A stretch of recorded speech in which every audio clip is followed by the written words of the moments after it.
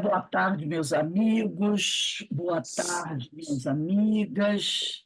Nós estamos aqui na Sociedade de Estudos Espíritas Francisco de Assis. Hoje, dia 28 de março de 2024. E eu hoje acordei, né? Estava fazendo minhas coisas e me lembrei da minha amiga Terezinha, esposa do Guape, que alguns talvez tenham Aham, conhecido. aham. Terezinha Frazão Terezinha. da Silva. Hoje era aniversário da Terezinha. Terezinha, Nossa, se ela conseguiu mandar. viva, ela estaria fazendo 68 anos. Pô, novinha. 8 anos, né? Então, Terezinha Frazão da Silva, grande companheira, né? Irmã do Rogério, Ô, Rogério. esposa do Guape. Todo mundo aí. Fantástico, maravilhoso. Eu me lembrei Aham. dela.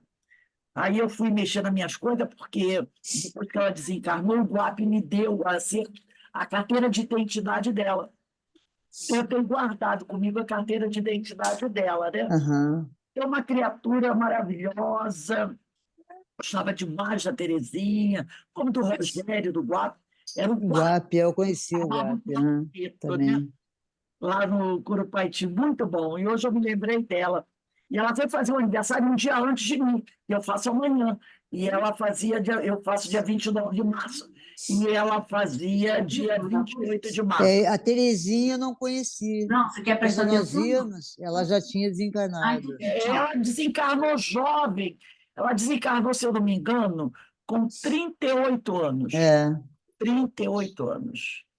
Acho que foi eu isso. vi que vocês comentavam. Ela Naquela época a gente ainda 8 ou 48. Eu sei que ela desencarnou. Foi a primeira, bem jovem bem ainda. jovem, né? Bem jovem que ela E desencarnou. ela não era cega, ela não, ela tinha problema com as vistas ou não? Não, né? Asteniana e tinha um pouquinho de problema, Aham, né, aham, aham. o Rogério não era ranceniano, mas ele tinha deficiência também, né? Tinha também, ficava, né? Mas ele não era Aham. ranceniano. Tava lá, Ranceniano era ela e o Guape, no Guape. né? E o interessante Lúcido, era assim, nossa, o ele. Guape era a cabeça dela e ela era os olhos do Guape, Que coisa, hein? entendeu? Porque ela enxergava bem e o Guape era cego. Então, ela É, era os olhos do Guape e o Guape era a mente dela. Ele é a que mente. ela tinha um pouquinho de dificuldade, daí o Guape, Aham. os direcionamentos. Ai, que bom. Então, era muito bom. Eu me Quem lembrei conheceu, de nossa Terezinha Senhora. Frazão da Silva, muito alegre, tinha um sorriso, sabe? Gostava, vivia rindo muito, rindo, estava sempre rindo, era muito engraçada ela. Hoje eu me lembrei muito dela. Que bom. Os Ela deve estar irmãos, bem.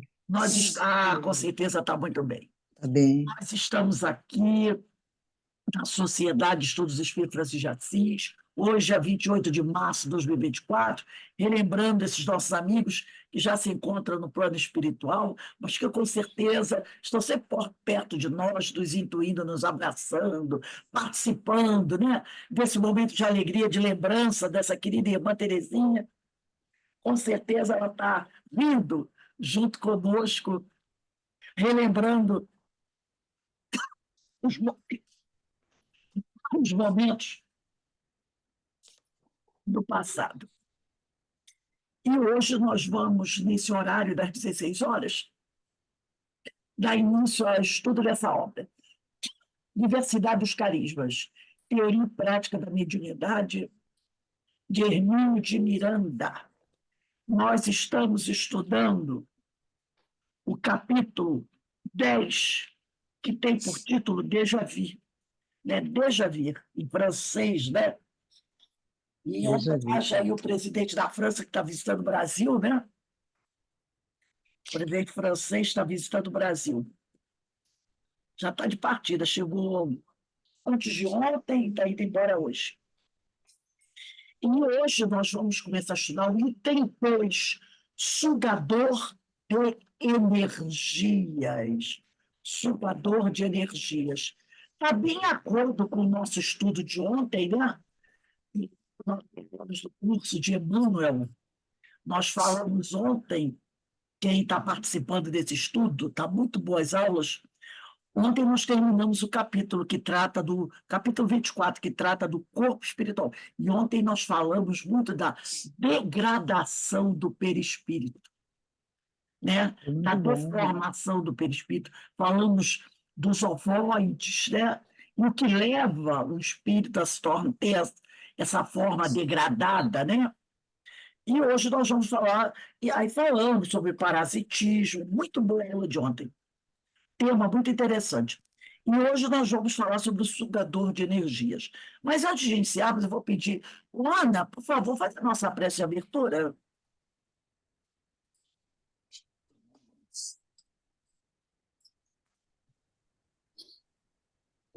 Vamos levar o pensamento ao alto e agradecer ao Pai, ao Mestre Jesus, a espiritualidade amiga, na casa de Francisco, pela tarde de hoje, pelo estudo, pela reflexão que vamos ter nesse estudo maravilhoso que nos ampara, nos guia, nos fortalece, que nos ajuda a crescer cada vez mais.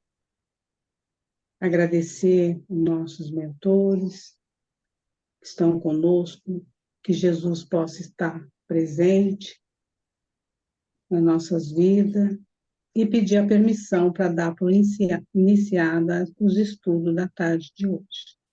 Graças a Deus. Graças a Deus. Vamos começar aqui com o nosso estudo, né? Eu vou também, deixa eu pegar aqui, se alguém tiver, mas não precisa não, porque vai ser um pedacinho pequeno, o livro do André Luiz, Evolução em Dois Mundos, também pode colocar aí, né? Que depois a gente vai dar uma lidinha, mas precisa não, deixa que eu mesmo pego aqui. É o capítulo, depois, capítulo 11, final do capítulo 11, Evolução em Dois Mundos, lá na última página do capítulo 11. Então, vou começar aqui.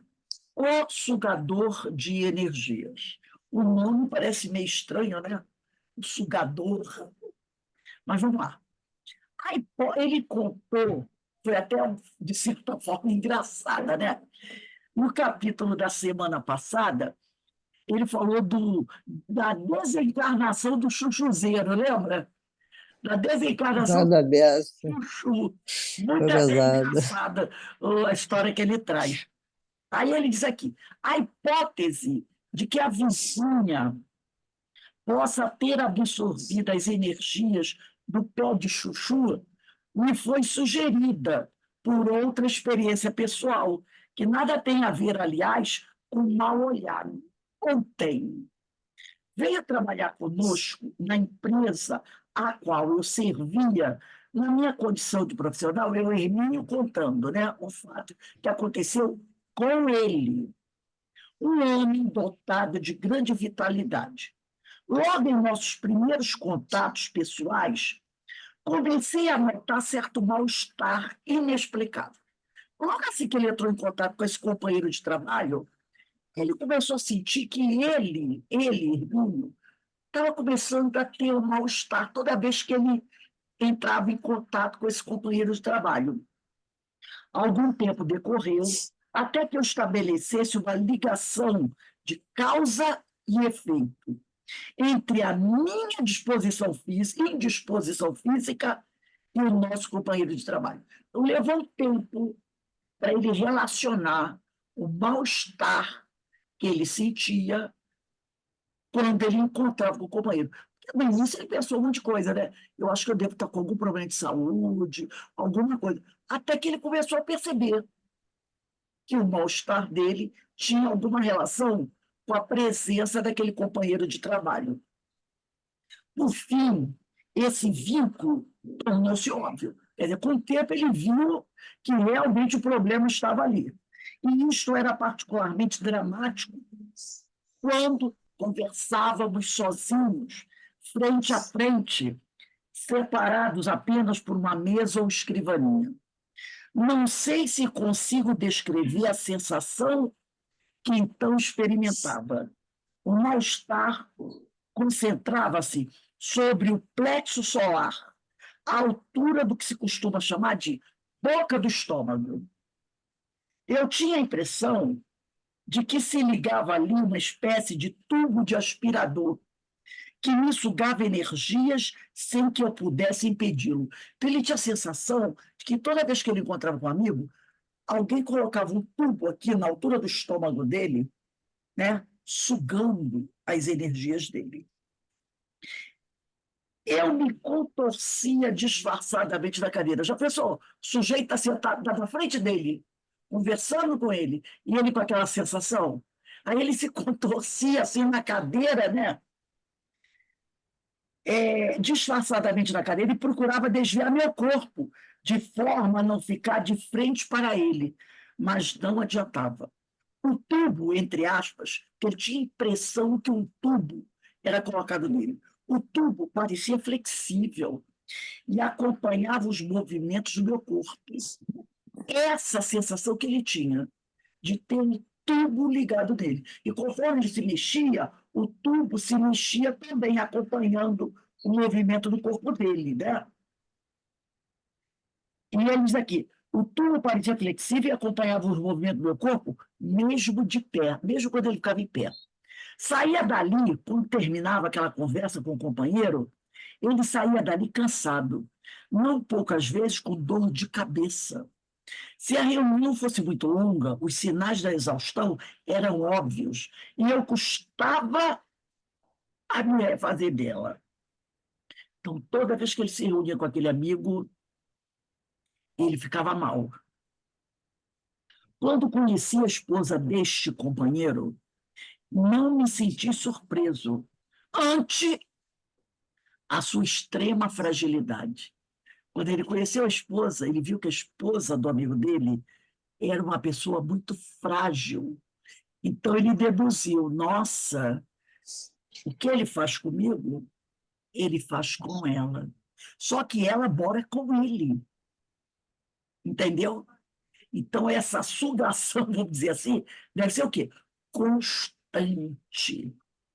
Era uma pessoa simpática, doce, a esposa, e parecia desvitalizada. Faço uma ressalva urgente.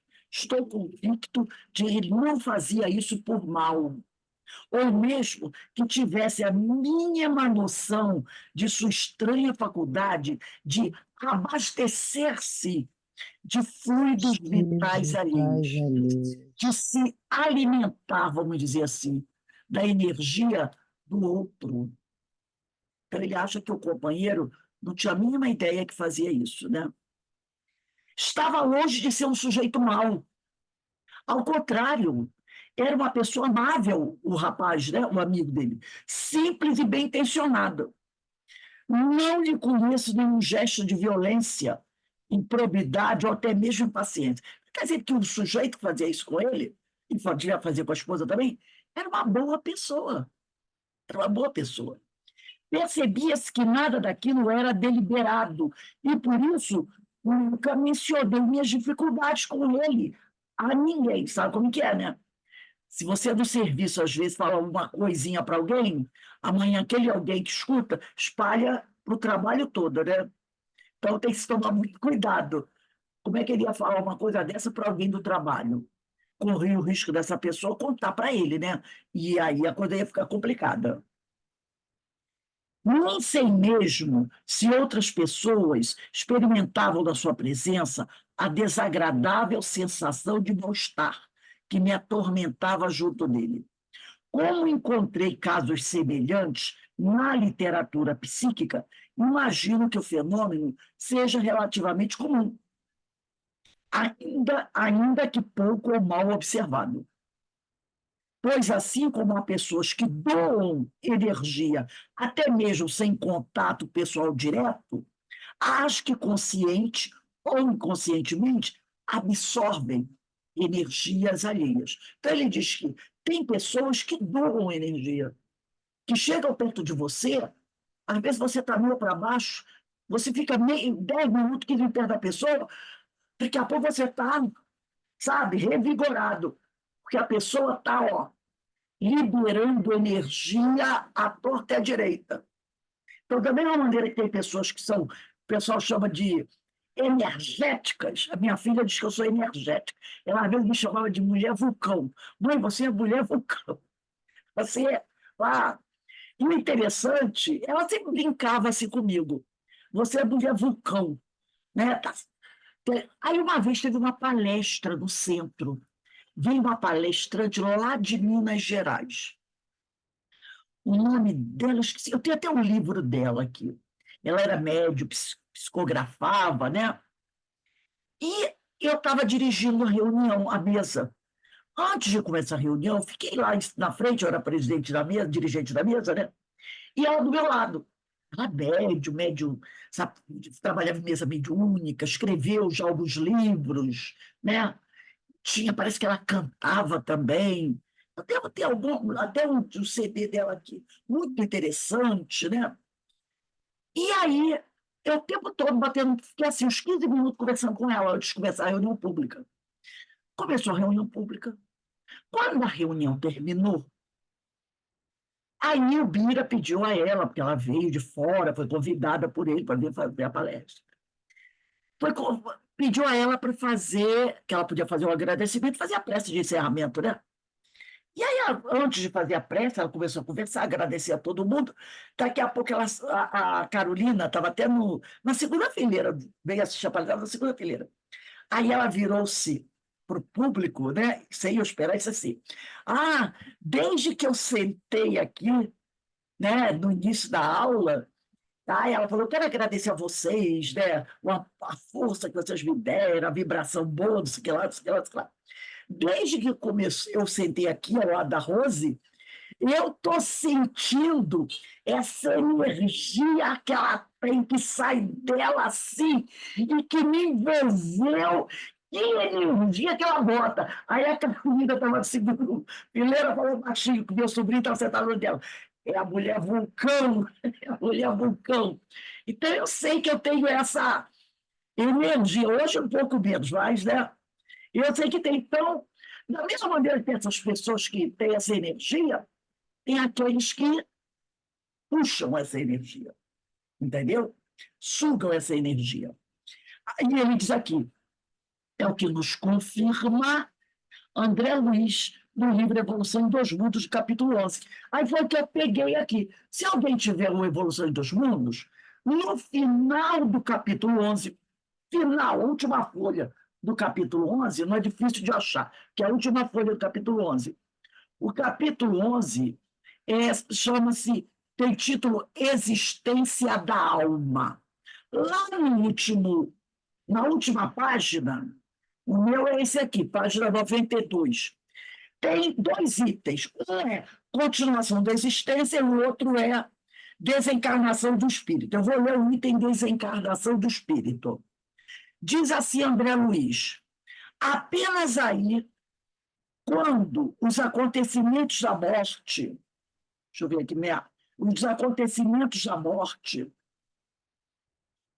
se realizam, é que a criatura humana desencarnada, plenamente renovada em si mesma, abandona o veículo carnal, as que se jungia, contudo, muitas vezes, intimamente aprisionada ao casulo dos seus pensamentos dominantes, quando não trabalhou para renovar-se nos recessos do espírito, passa a revelar-se novo peso específico.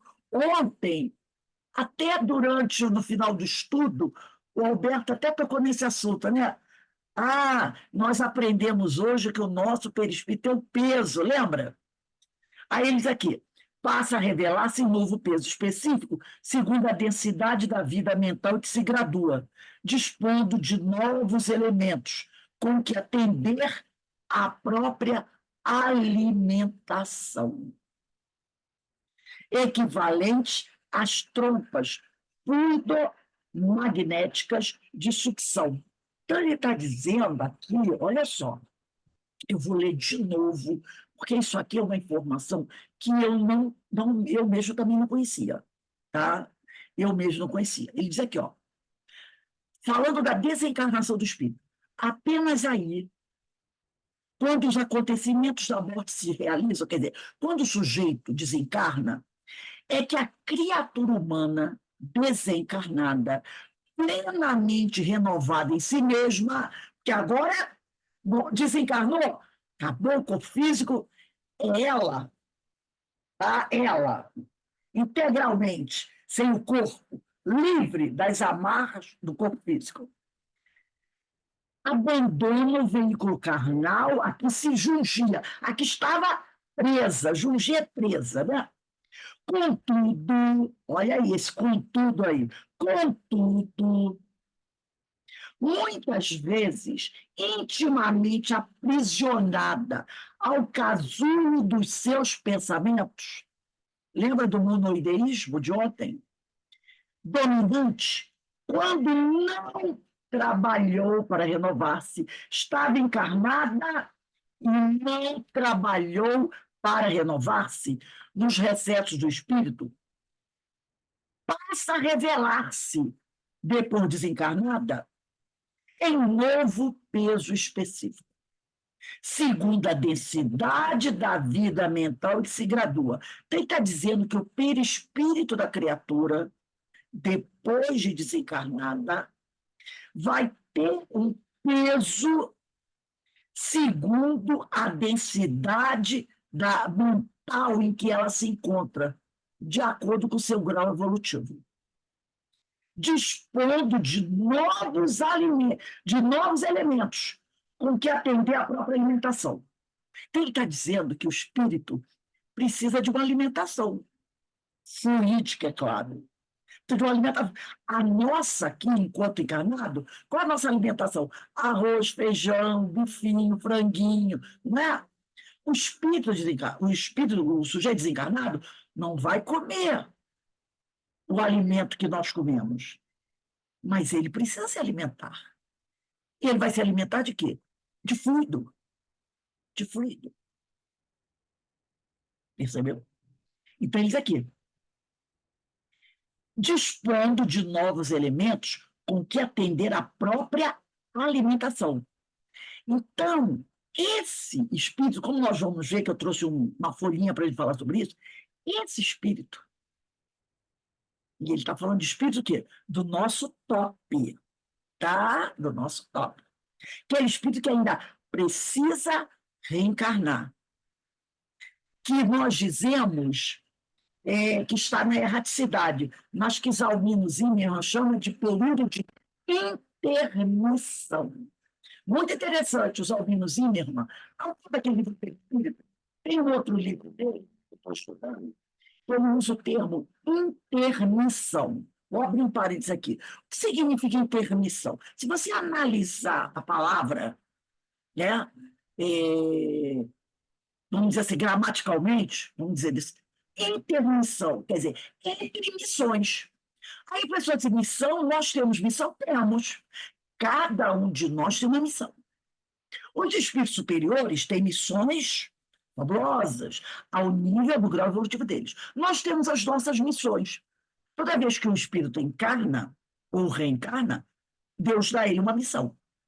Quando ele desencarna, ele está em intermissão entre duas missões, a que ele deixou e a nova missão que ele vai abraçar, ou do plano espiritual, ou quando ele reencarnar novamente. Por isso que ele chama de erraticidade, de período de intermissão. Então, esses espíritos que ainda estão em intermissão, estão na erraticidade, que precisam ainda reencarnar, dependendo do seu grau evolutivo, ele vai dispor de novos elementos do seu perispírito com que atender a própria alimentação. Parecendo, eu dizer, diferente. Não quer dizer que seja igual, tá? Mas ele cria uma analogia, uma comparação, equivalente às trompas fluido-magnéticas de sucção. É como se no perispírito do sujeito tivesse umas trompas, tá? Para sugar. E ele diz aqui, disso que, embora sem perder de modo algum o aparelho bucal. Então, no perispírito, que tem mantém a forma, né, da última encarnação, o espírito aparece com a boca, mas no perispírito dele tem essas, tipo, trompas fluidomagnéticas. E ele diz, embora sem perder de modo algum o aparelho bucal, que não é característico, a forma humana tem, né?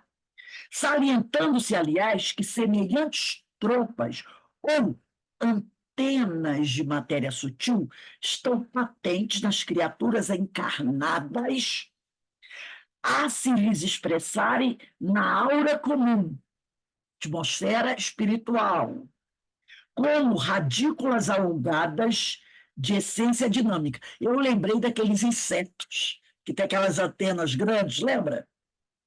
Quando você vê numa lente de aumento, como radículas alongadas de essência dinâmica, exteriorizando-lhe as radiações específicas, trompas ou antenas, essas pelas quais assimilamos ou repelimos as emanações das coisas e dos seres que nos cercam, tanto quanto as irradiações de nós mesmos, uns para com os outros.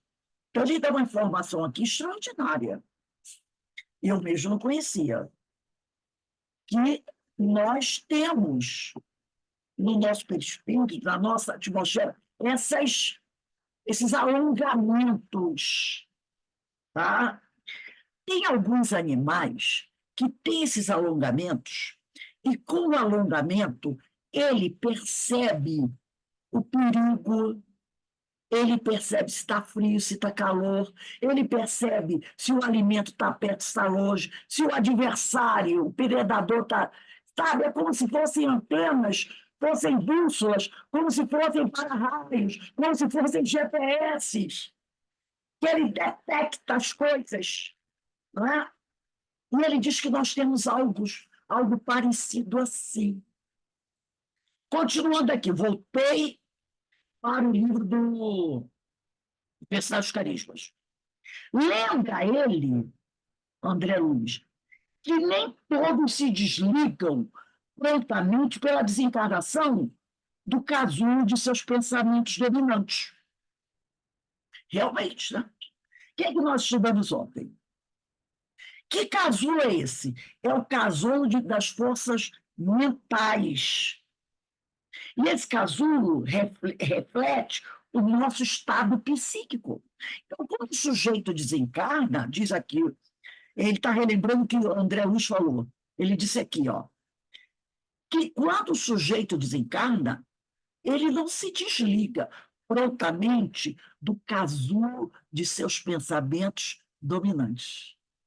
Muitas vezes você chega ao plano espiritual carregado na sua mente das preocupações que você tinha aqui. E baseado na aula, quem não assistiu essa aula de ontem, que quiser entender um pouquinho mais, dá uma olhadinha no curso de Emmanuel de ontem, 27/3, quando nós falamos do perispírito e o homem. Então, ele fala o seguinte naquela aula de ontem: a tal da monoideia, quando você está encarnado, às vezes você tem aquela pessoa, sabe, fixada na vingança, sabe, mania de ideia única. Eu quero ser rico, qualquer coisa, qualquer coisa. Quando o sujeito morre, essa ideia única não se dissolve. Ela fica na mente do sujeito, cristalizada. E isso, dependendo da ideia, pode levar a uma degradação moral e vai provocar uma degradação perispiritual, que pode levar a uma deformação do perispírito. O estágio mais avançado disso é o ovoide, que nós falamos ontem. Tá? Olha só como o planejamento é danado desse curso, dessa escola. Então, eles aqui. Lembra, André Luiz, que nem todos se desligam totalmente pela desencarnação do casulo de seus pensamentos dominantes. Que às vezes o cara tem um pensamento dominante, passando a alimentarem-se por meio de certas trompas fluidomagnéticas de sucção. Prossegue dizendo que semelhantes trompas ou antenas de matéria sutil existem nos seres encarnados, apresentando-se na aura como radículas alongadas de essência divina, dinâmica. São com esses dispositivos, diz o Hermínio, que assimilamos ou repelimos as emanações das coisas e dos seres que nos cercam, tanto quanto as irradiações de nós mesmos, uns para com os outros. Olha aí, olha o que ele diz aqui.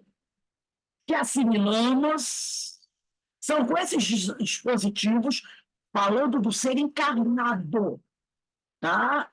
Porque ele diz que isso aí está presente no ser encarnado, que assimilamos ou repelimos as emanações das coisas dos seres que nos cercam, quanto as irradiações de nós mesmos, uns para com os outros. Um atrai a energia do outro. Olha a última frase do Hermínio. Está aí explicada a minha curiosa experiência pessoal. O companheiro, o colega dele, assimilava, sugava a energia dele através desses elementos presentes na atmosfera espiritual dele, no perispírito dele. E devia fazer isso com a esposa também. E ela estava totalmente desvitalizada. Agora, eu trouxe um texto aqui, deixa eu compartilhar a tela aqui. Explicando esse trecho do que nós lemos no livro Evolução em Dois Mundos. Deixa eu diminuir aqui para não atrapalhar. Diz aqui, ó. Desencarnação do Espírito, Evolução em Dois Mundos, capítulo 11, André Luiz. O abandono completo do corpo físico somente se dá quando o espírito se renova internamente. Quer dizer, o sujeito desencarnou, mas ele ainda está, né, com a sua mente ligada às coisas da matéria.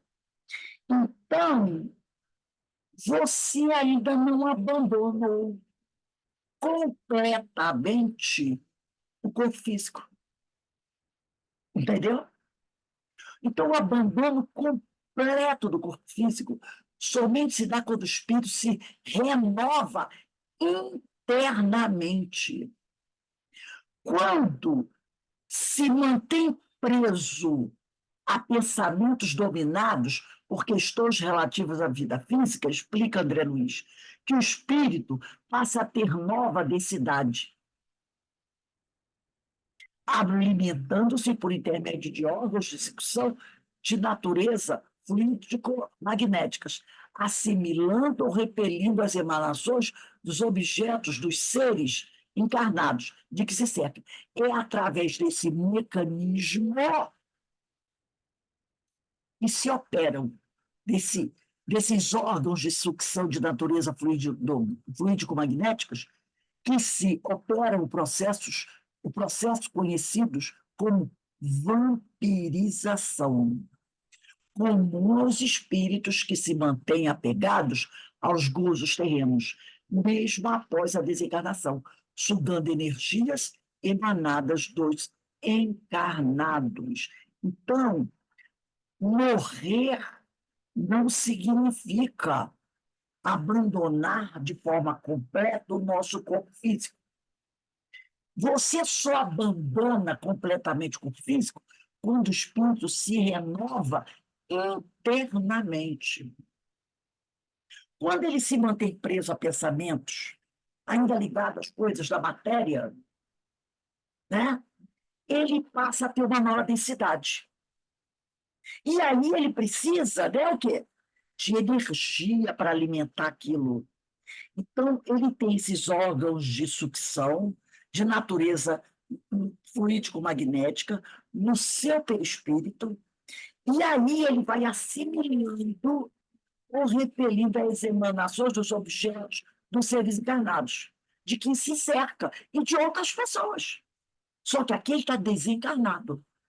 Então, através desse mecanismo, ele vai o quê? Vampirizando outros. Essa vampirização pode acontecer de desencarnado para desencarnado e de desencarnado para encarnado. E também pode acontecer entre encarnados. Era o caso ali do Hermínio de Miranda. Tá? Então, normalmente o processo de vampirização de desencarnado para encarnado é comum aos espíritos que se mantêm ainda apegados, apesar de já estar desencarnado, aos gozos terrenos, mesmo após a desencarnação. Ele vai sugar energias emanadas dos encarnados. Lembra daqueles videozinhos, sozinho um, sozinho dois, sozinho três, sozinho quatro, sobre o alcoolismo? É isso aí.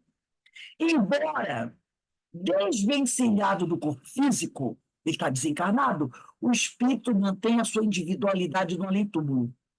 Não perde a sua identidade, nem o somatório das experiências colhidas da vida carnal. Está tudo arquivado lá no seu inconsciente. Ressalta André Luiz que a chegada ao mundo espiritual assemelha-se como a uma reencarnação.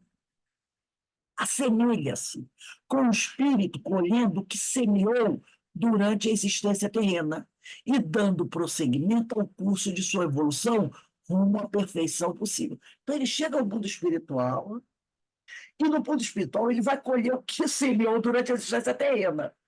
Tá? E vai dar prosseguimento. Então, por isso que fala da ressurreição. Lembra? Jesus ressuscitou. É um renascer, né? Ele retorna ao mundo espiritual, deixa o corpo físico. É como um renascer. Então, esse texto que eu achei muito interessante é da equipe do CVDE, e faz um estudo desse trecho aqui do livro Evolução em Dois Mundos. Achei muito interessante, porque eles vêm dando essa explicação para a gente desse fato, né? Que a gente percebe muito, às vezes. Vê se você está ali, né, distraída, de repente encontra um amigo, e quando o amigo vai embora, você está quase no chão. Ou então, o contrário, você está quase no chão, encontra um amigo, e aquele amigo bate papo com você, dá um abraço, e aí você, nossa, se sente renovado. Eu, me veio à memória agora, né? Eu não me lembro se foi algum filme que eu vi ou se foi alguma coisa que eu li. Eu sei que me veio à cabeça agora uma imagem. Foi de alguma coisa, que foi de ontem para hoje, eu não me lembro bem do fato. É, ah, é, de duas pessoas dando a mão. Então, alguém vai, estica a mão para o outro e o outro aperta, que é o cumprimento nosso, né? Aperto de mão. Aperta aquela mão. E o brasileiro adora se abraçar, né?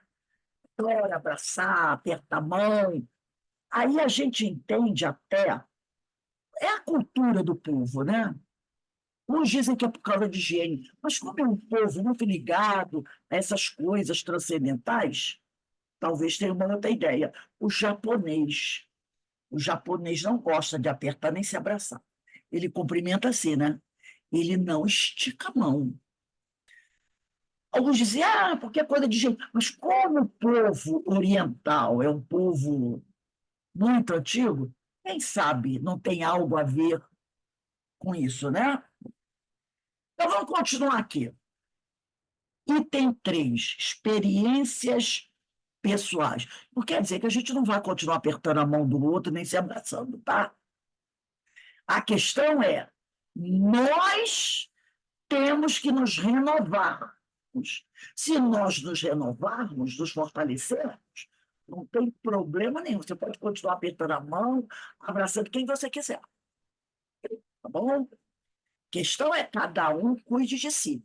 Não é afastando as pessoas, é cuidando do seu interior, potencializando as suas energias. Porque, às vezes, o tal do sugador de energia pode nem estar perto de você, pode estar distante. Mas, como ele tem uma poderosa força mental, ele pode alcançar onde você esteja. Qual é a solução? Se esconder? Não. Se prevenir, se fortalecer. Que aí vai ser tipo a história dos três porquinhos. O lobo mau, quando chega na última casa, o que acontece? Ele assopra, assopra, assopra, assopra e cai de exaustão. Porque a casinha, a última casinha, era de tijolo. Lembra? A primeira casinha era de palha. Ele deu duas assopradinhas, ó, ela foi para o espaço. A terceira era de madeira, um pouco mais forte. Percebeu como a gente consegue fazer umas ligações com essas historinhas? Era um pouquinho mais forte. Mas ali ele se esforçou o quê? Um pouco mais. E conseguiu derrubar. Não é? A primeira não, era de palha, o porquinho, ó. Estava nem aí para nada, né? Não, fazer a casa, vou perder tempo fazendo nada. Vou fazer uma casinha qualquer aqui, fico dentro, tá numa boa. Não tomou cuidado com a sua proteção, porque ele sabia que tinha um lobo mau na área. Percebe bem? Os três porquinhos sabiam que na floresta tinha um grande lobo mau. Mas esse porquinho estava nem aí para a vida, queria só curtir a vida. Então ele pegou as palhinhas lá, montou a casinha e não se preocupou. Mas ele sabia que tinha um lobo mau. Ele sabia que tinha um lobo mau. E, em vez de tomar precauções, não. Deixa para lá. O tio lobo mau apareceu na casa dele. Deu só duas assopradinhas, ó. A palhinha foi embora. E ele, ó, teve que correr, achou a casa do irmãozinho lá dele, de madeira. E era um pouco mais cuidadoso. Não muito, um pouquinho melhor. Já tinha uma noção melhor das coisas, mas também sabia que tinha um lobo na floresta. Então, pegou uns gravetos lá, uma madeira, fez a casinha dele. E os dois ficaram lá dentro, debochando do lobo mau. Quem tem medo do lobo mau, lobo mau, lobo mau, né? O lobo mau assoprou a primeira vez, nada.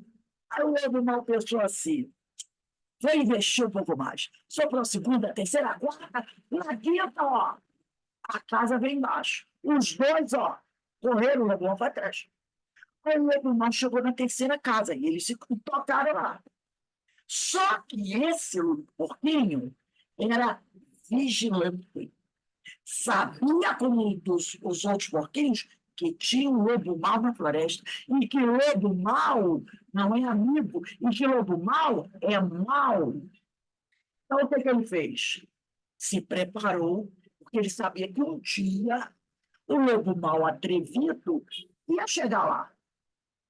Ele se esforçou mais, trabalhou mais, se divertiu menos, porque fazer uma casa forte, segura, necessita de esforço e tempo, não é? Então, ele renunciou a brincadeiras, a diversões, para construir uma casa sólida. E ficou lá. O lobo mau chegou, pensou. Os outros dois foi fácil, esse também vai ser. Mas aí o lobo mau viu que esse era responsável e vigilante. O que aconteceu? O lobo mau caiu de exaustão. E aí percebeu o quê? Não vai dar. Com esse eu não vou conseguir. Virou as costas e foi embora. E ele ficou lá seguro. Porque ele foi o quê? Vigilante. Tá? Então, ele diz aqui. Ele vai falar aqui, né? Então, a gente tem que estar muito atento a essas coisas. Essas historinhas. Uma hora pode aparecer um lobo mau na nossa frente. E como está a nossa casa? Qual é a nossa casa? Não é o nosso corpo? Nosso corpo, nosso corpo espiritual é o templo do Espírito.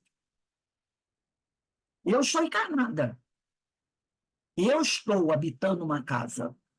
Então, eu tenho que me fortalecer. Porque na hora que o lobo mau bater, chegar perto, eu tenho que enfrentar esse lobo mau. Eu não vou poder dizer, seu lobo mau, fica bonzinho, vai embora. Não é assim que funciona. Então, ele diz aqui, experiências pessoais. Mas isso foi apenas uma pausa para relatar episódio paralelo. E o problema do mal-olhado existe mesmo? Como vimos, os espíritos não negam ao afirmar que há pessoas dotadas de grande força magnética, da qual podem fazer mau uso. Não foi muito fácil encontrar material para uma pesquisa acerca desse tema, mesmo porque é tido por mera superstição pela maioria dos autores que teriam alguma condição para uma contribuição mais esclarecedora. Tem muita gente que acha que tudo isso é bobagem. Isso é bobagem. Essas coisas não existem. Os antigos eram gente ignorante, gente preconceito. Falavam dessas coisas, tudo bobagem, né?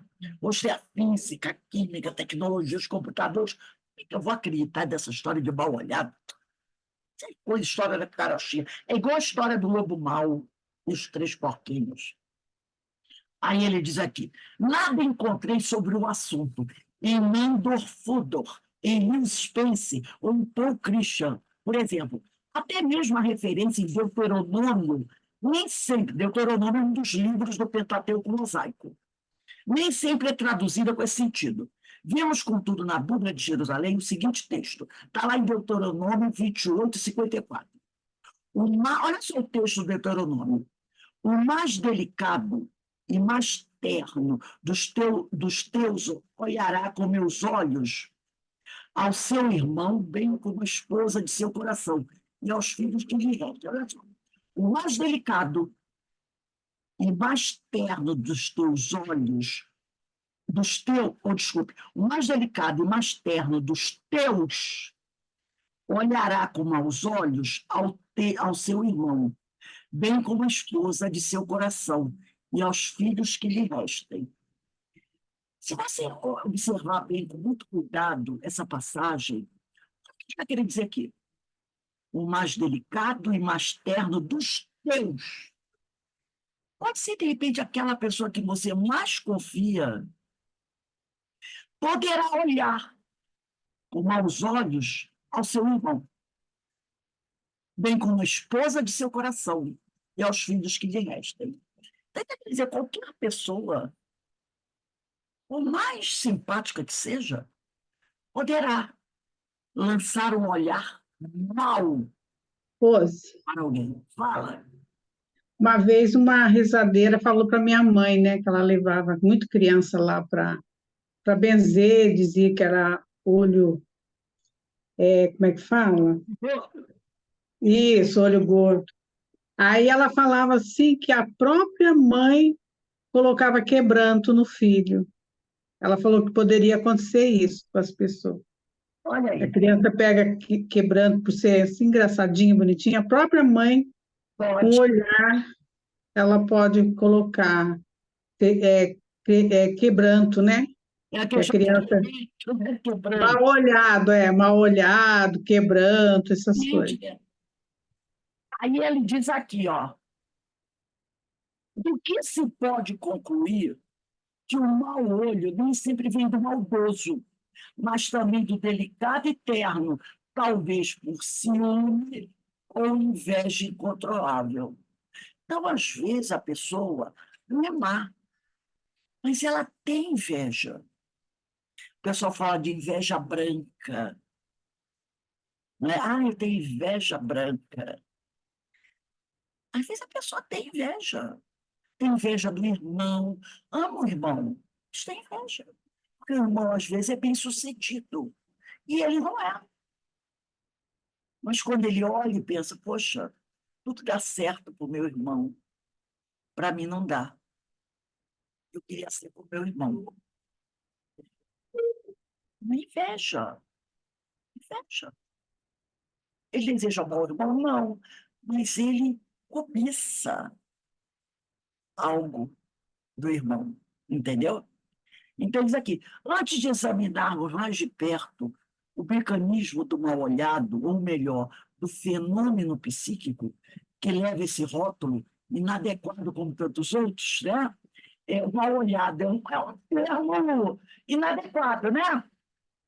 Na realidade, ele diz, é um fenômeno psíquico, mas vulgarmente conhecido como mal-olhado,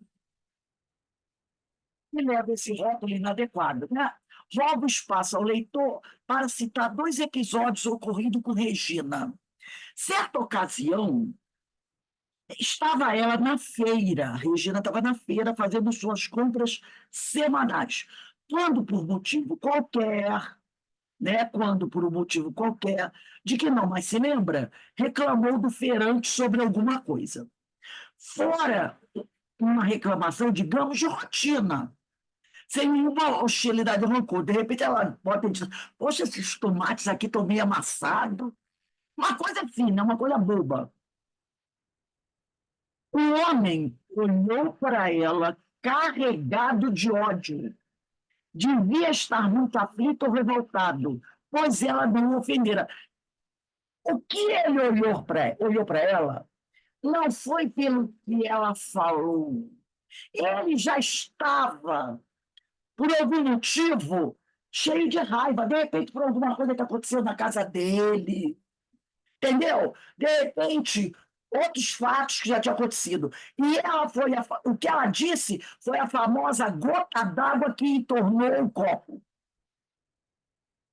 Então, ele não ficou com raiva, aquela raiva toda não veio porque ela disse que o tomate estava levemente amassado, mas foi a gota d'água que fez o copo entornar. Sabe, aquela coisa que explodiu.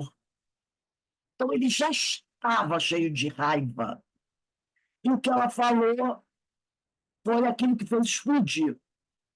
Aí diz aqui, ao invés de pedir desculpa, ela, quando ela percebeu que ele deu aquele olhar de raiva, de ódio para ela sentiu o olhar. O que ela tinha que fazer? Pedir desculpas. Ela tinha que pedir desculpa, porque ela sentiu que ele olhou para ela com aquela cara de ódio.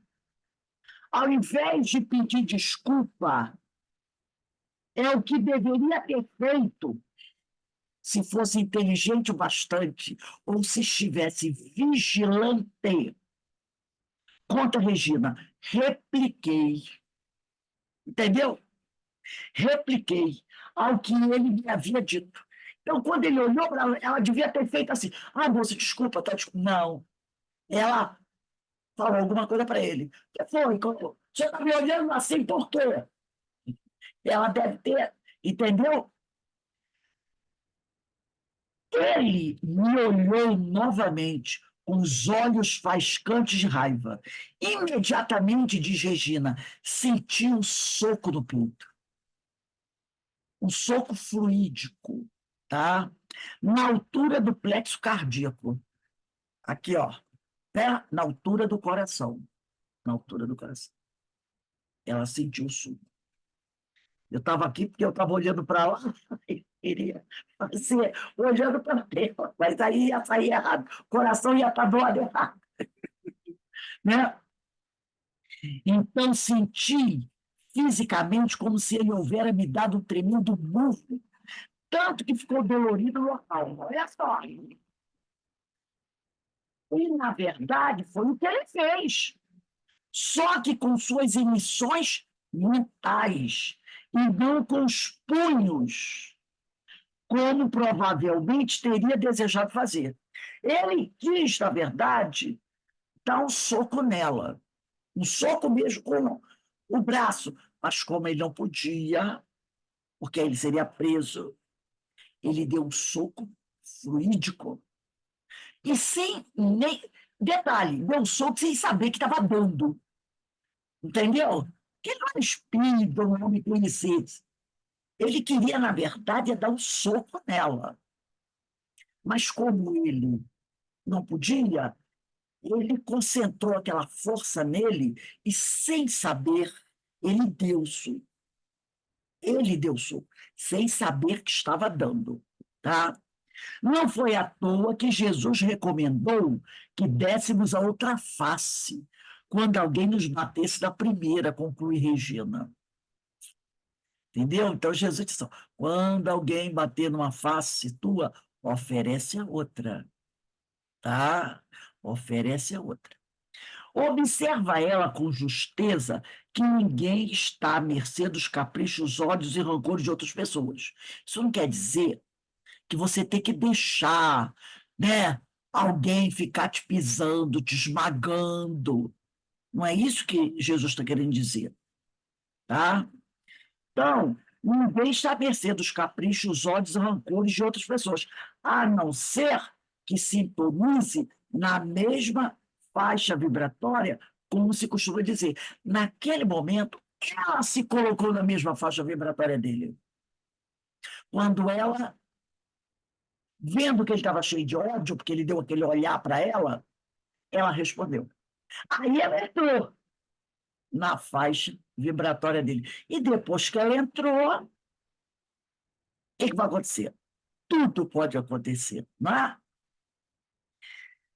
Nesse caso, é atingido com todo vigor, se você entra na faixa vibratória do outro, você é atingido com todo vigor pelas desarmonias de estados mórbidos alheios.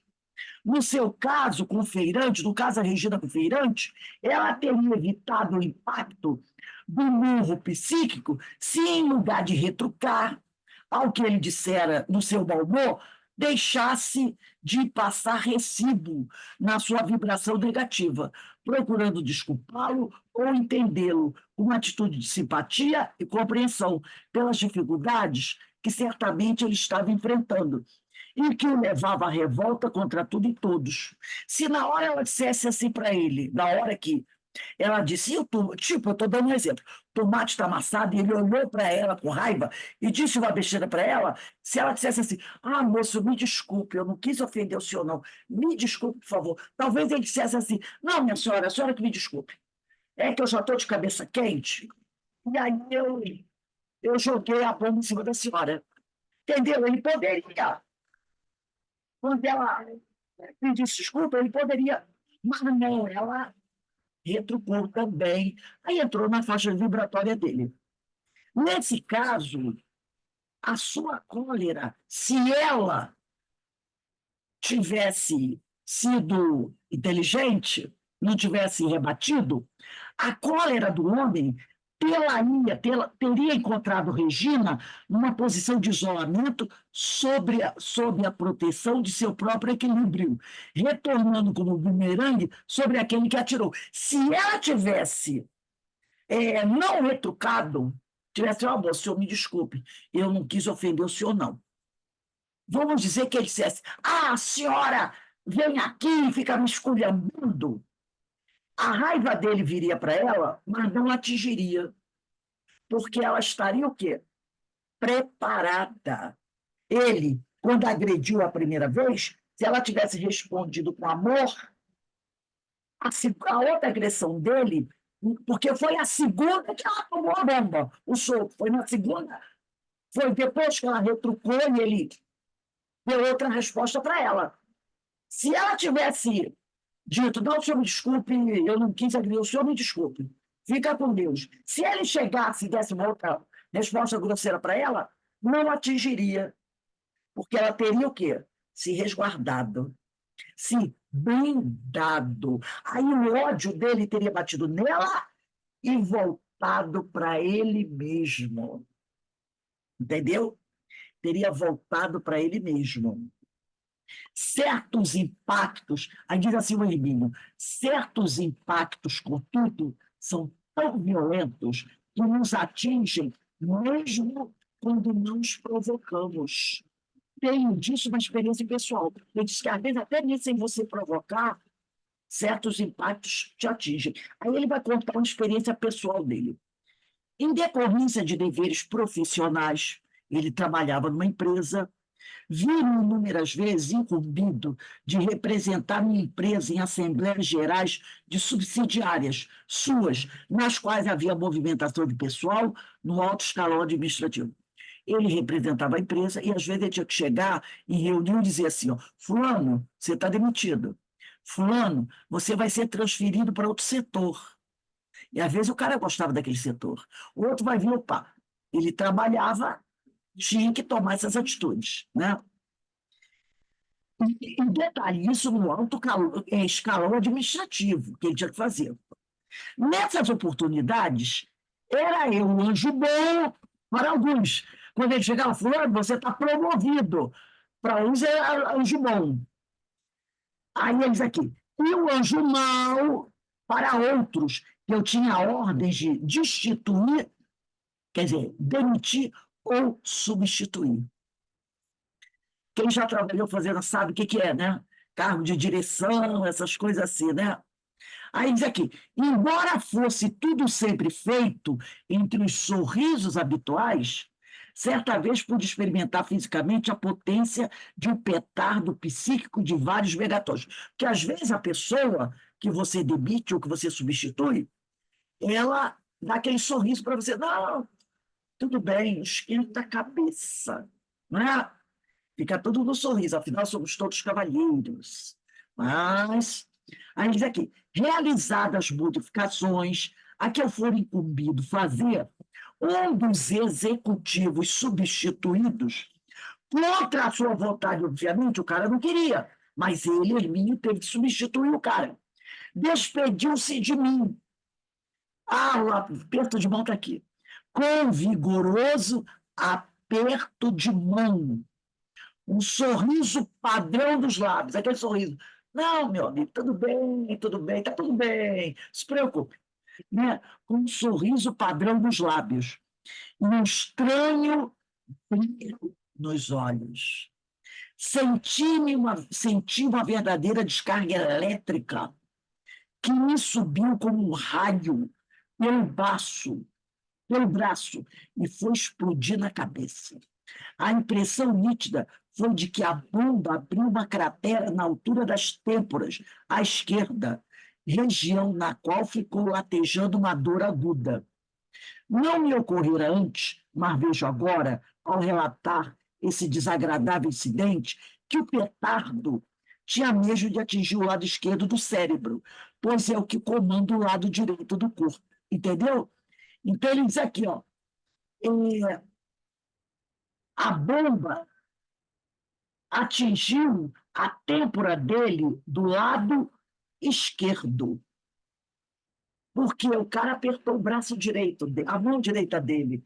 E nós temos, a coisa é cruzada na gente, né? O cara apertou a mão direita, atinge o seu lado esquerdo. Se aperta a mão esquerda, atinge o seu lado direito, né? Ou seja, a mão que recebeu o aperto fatídico. O cara apertou a mão dele e ele sentiu a pancada no lado esquerdo.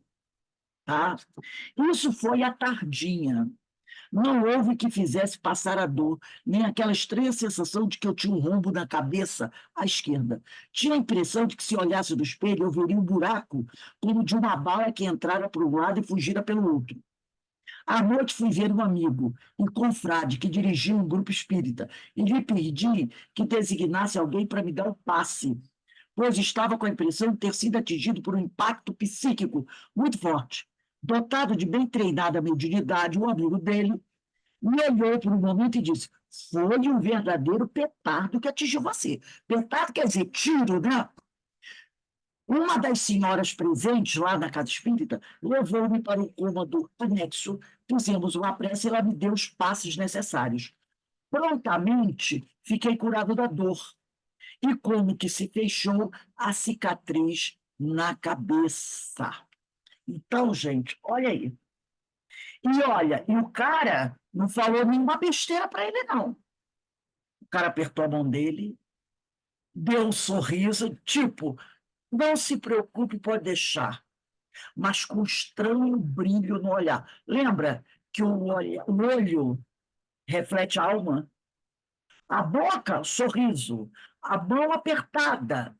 mas o olhar você não consegue disfarçar. Lembra, né? Através do olhar você passa, você fala com o olhar. E ele percebeu que o olhar do cara era estranho.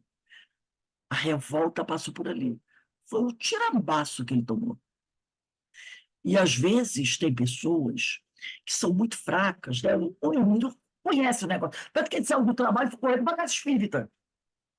Mas tem pessoas que não conhecem, são mais frágeis, e, às vezes, essas pessoas vão definhando, vão definhando, vão definhando, procura um médico. O médico diz assim, a senhora fiz todos os exames, a senhora não tem nada. A pessoa não sabe o que fazer. Isso pode levar à morte, sabia? Isso pode levar à morte da criatura. Ou então deixar a pessoa em cima de uma cama, entrevada. A pessoa pode entrar numa depressão. Lembra dos mandamentos de Jesus? Não matarás, não roubarás, não matarás. Ah, mas eu não matei ele, não. Mas está matando. Com seu ódio, está matando o outro. Né? Se o Hermínio não fosse o homem que religioso, que conhecesse a doutrina, não corresse para uma casa espírita, porque ele sabia que o problema era espiritual.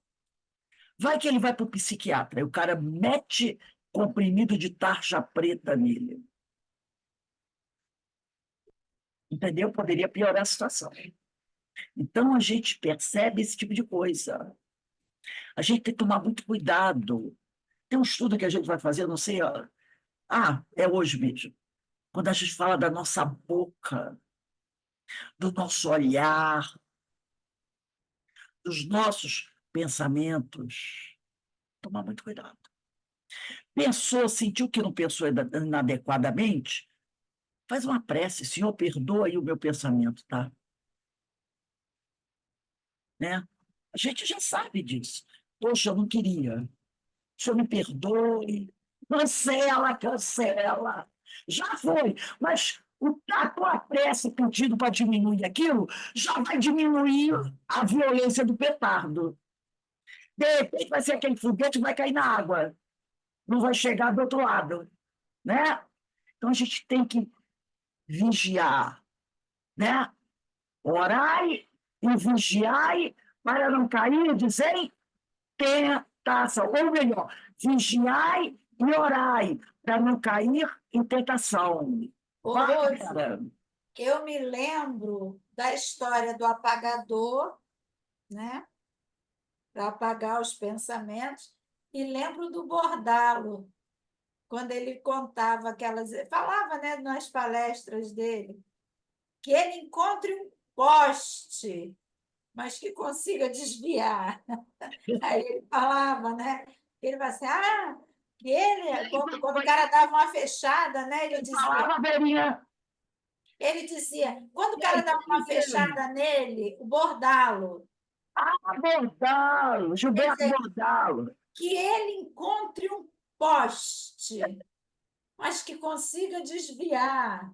Aí ele ia falando, tudo que ele falava, ele dava um jeito para aquilo não acontecer, Exato. justamente para que esses pensamentos não atingissem aquelas pessoas, né? Para não ficar Tipo assim, Senhor, que esse petardo que eu mandei vá perdendo força e caia na água. E caia isso. na água. Ou que a gente, não sei quem falava lá no CEOI, a gente pensou, passa o apagador, vai apagando. Exatamente. Porque a intenção é tudo, né? É. A intenção é tudo. Gente, nós vamos parar aqui. Olha, semana que vem a gente vai começar aqui, ó. Mas eu havia dito que Regina, coloca aí a data 4 de abril de 24. Mas eu havia dito que Regina, né? Que aí aqui ele vai contar os casos da Regina em relação a isso aí, tá? E tudo isso é verdade, gente. Ficou 4 de 24. É mesmo, né? 4 do 4 de 24. Então, gente, a gente tem que ver que essas coisas não são histórias da carochinha, história de gente velha do interior, que não tem cultura, não. Isso é fato, isso é energia. E a gente tem que tomar muito cuidado com as nossas energias, né? Então, nós vamos encerrando aqui, agradecendo a Deus, agradecendo a Jesus pela oportunidade que o Senhor nos concede, estarmos aqui estudando essas coisas, né? Porque isso acontece, não é com a parede, não, como diz a Lourdes, isso acontece com a gente. Isso acontece com a gente. Quantas vezes a gente é indelicado e responde agressivamente, né? Faz assim, às vezes não fala, né? Faz assim, ó. O pessoal, não falei, eu só fiz assim. O que é que esse gesto está carregando aí? Não é? A gente não faz? Faz assim. Nesse gesto está indo tudo o quê? Essa energia, né? Está indo junto. Então, a gente, senhor, faz com que... Rose, agora me lembrei muito da madrinha. A madrinha é uma figura. A madrinha brigava muito com a mãe, né? Aí, eu não sei de onde ela tirou isso. Quando a mãe virava as costas, ela fazia assim, ó. Soprava, sabe? Fazia. Agora estou me lembrando. Que a gente, quando faça isso, já, senhor, manda um vento para dissolver isso daí. Ela fazia isso, mas a gente ria pra caramba dela, mas ela fazia. Mas é justamente, você não vai falar, mas está colocando toda aquela carga nisso daí, né? Então, gente, só agradecendo a Deus, porque está nos dando essa oportunidade de conhecer tudo isso, né, nesses livros, né, através desses amigos, que tudo isso é para nos ajudar na nossa caminhada. Então, gente, ó, Denise, 5h25, tá bom? 5h25, nós vamos aqui estudar o nosso livro, Primícias do Reino, de Amélia Rodrigues. Eu mandei até para vocês aí, que o texto de hoje é muito bom, né? Então, eu vou entrar toda hora, porque as partes aqui do Antigo Testamento, né? Isaías, Zacarias, Gênesis, para a gente poder entender cada pedacinho, cada pontinho, porque a gente também não tem pressa, né? O importante é a gente dissecar bem o texto, tá bom? Deixa eu dar uma paradinha, daqui a pouco a gente volta. Deixa eu interromper aqui a gravação.